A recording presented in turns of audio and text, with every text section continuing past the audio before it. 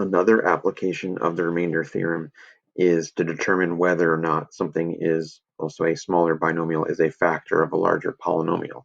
So essentially what we're going to do here is divide using synthetic division, and if you get no remainder, then it is a factor. If you get a remainder of anything other than 0, that means it's not a factor. So let's take a look here.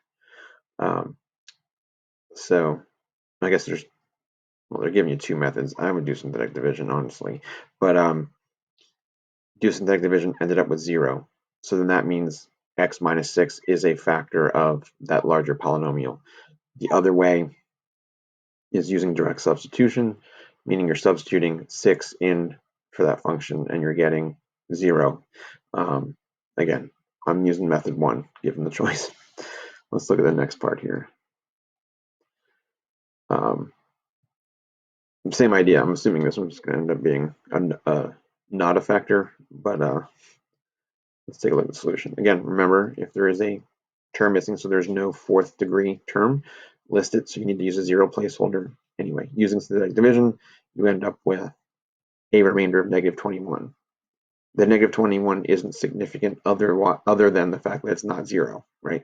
So the fact that it's not 0 means x plus 3, not a factor of that. Other things to remember as you try this, make sure you're using the opposite, right? So if it's x plus 3, you're using negative 3. If that was x minus 3, you'd be using positive 3, all right? All right, so why don't you give both of these a try, and then we'll come back and compare. So really your answers are just yes or no for either. Part A, did synthetic division using positive 4. Got 0 remainder. So that means yes, it is a factor. Yes, x minus 4 is a factor of p of x. For part B, since x plus 5 is the divisor, or the binomial that you're trying to figure out if it's a factor or not, use negative 5, right?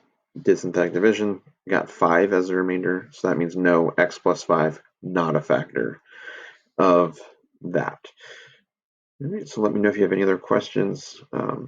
Obviously, we're not in class today, but if you have questions, you can either shoot me an email or save them for class tomorrow. Try the exit ticket. We'll be going over that together tomorrow in class. So yeah, let me know if you have any questions. Otherwise, see you tomorrow.